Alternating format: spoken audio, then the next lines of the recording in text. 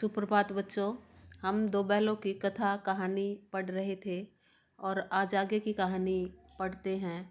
बच्चों, उसमें पता चलता है कि हीरा और मोती दोनों बैल झूरी के पास वापस आ जाते हैं रस्सी तुड़वा कर, और उसके बाद छोटी दोबारा से गया उनको ले जाता है और छोटी लड़की उनके साथ सौतेला व्यवहार देखकर रात को दोनों बैलों को एक एक रोटी खिला देती है। उसके बाद जो है बैल दोबारा से वहाँ से भागने की सोचते हैं और जो है फिर दोनों ने गया हड़बड़ाकर भीतर से निकलता है। दोनों बैलों को छोटी लड़की खोल देती है और आवाज़ लगाती है कि जो फूफा वाले दोनों बैल हैं वो भाग गए हैं। लेकिन जो है गया उनका पीछा करता है, लेकिन वो उनकी पकड़ में नहीं आते तो सीधे दौड़ते चले जाते हैं। सामने एक मटर का खेत है। मटर के खेत में दोनों अपनी भूख शांत करने की सोचते हैं और दोनों का ही पेट भर जाता है क्योंकि बैल कई दिन से भूखे थे। जब पेट भर गए तो दोनों ने आज़ादी का अनुभव किया और उछलने कूदने लगे। लेकिन फिर अचानक से एक मुसीबत उनके सामने आ जाती है। वो मुसीबत क्या है कि कोई सांड जो है उधर से डोकता चला आ रहा है। सांड से अब उनका सामना करने की हिम्मत नहीं थी क्योंकि उनका कभी भी पहले ऐसा अनुभव उन्होंने नहीं किया था। तो दोनों ने ही आपस में मूक भाषा में सलाह मिलाई कि वो तो दोनों बुरे फंस गए और चिंतित हो गए। तो फिर कहते हैं कि यहाँ से भाग चलो, हीरा कहता है। लेकिन मोती कहता है नहीं भाई, यहाँ से नहीं चलेंगे, जो होगा देखा जाएगा। तो उपाय यही है, इससे बचने का उपाय क्या है? उपाय यही है कि दोनों जने जो है एक साथ सांड पर चोट करे। एक आगे से उसको रंगेतता जाए और दूसरा पीछे से। अब सामने सांड को पाकर दोनों ने ऐसा ही किया जैसे उन्होंने योजना बनाई थी। सांड के साथ मल्लयुद्ध हुआ, लेकिन मल्लयुद्ध में सांड को एक शत्रु से तो लड़ने का अनुभव था, लेकिन दो शत्रुओं से लड़ने का अनुभव नहीं था। एक अगर आगे से उसको रंगेतता तो दूसरा पीछे से उसको रंगे देता।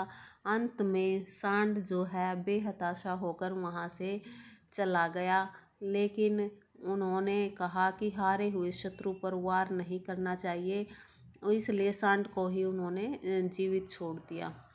मटर का खेत था। दोनों जो है उसमें फिर घुस गए खाना खाने के लिए, घास खाने के लिए।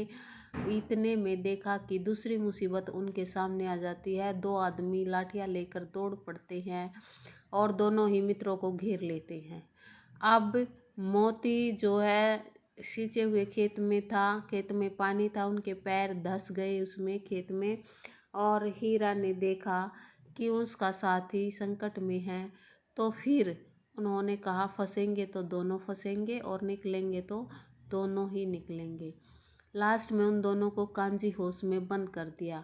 दोनों मित्रों को जीवन में पहली बार ऐसा वास्ता जो है पड़ा कि एक मुसीबत के बाद दूसरी मुसीबत उनके गले में पड़ती चली गई।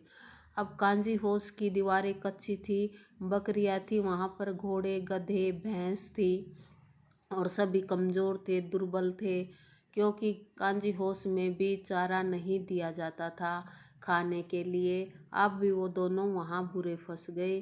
तो उन्होंने दोनों ने सलाह मिलाई कि कांजी हाउस की दीवारों को तोड़ दिया जाए, क्योंकि दीवारें कच्ची थी। और उन्होंने अपने नुकीले सींगों से दीवारों को तोड़ने की कोशिश की। तो इतने में चौकीदार वहाँ पर आया लालटेन लेकर, आवारा पशुओं की हाजिरी लेने के लिए, क्योंकि वहाँ से किसी पशु के भागने का डर रहता था या फिर मरने का डर रहता था, इसलिए रोज़ उनकी हाजिरी ली जाती थी। मोती ने जो है पड़े पड़े बहुत ज़्यादा मार खाई, क्योंकि चौकीदार ने उसको बहुत ज़्यादा पीटा।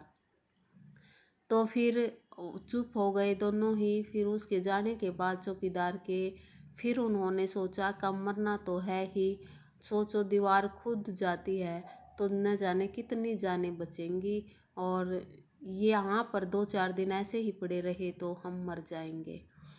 तो यहाँ यह बात अच्छी है। फिर जोर लगाते हैं, दोनों ही दीवार को गिरा देते हैं।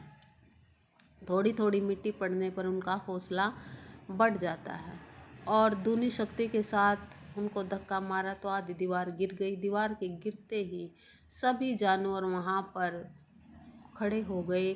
घोड़ियाँ भाग निकली, बकरियाँ भी निकल गई, लेकिन भैंसें भी खिसक गई। गधे जो के त्यों खड़े थे। हीरा ने उनसे पूछा, भाई तुम क्यों नहीं जाते? तो उन्होंने कहा कि फिर पकड़े जाएंगे, फिर यहीं आना है, भागने में क्या फ़ायदा। तो बच्चों, आगे की कहानी हम कल की वीडियो के माध्यम से करेंगे। धन्यवाद।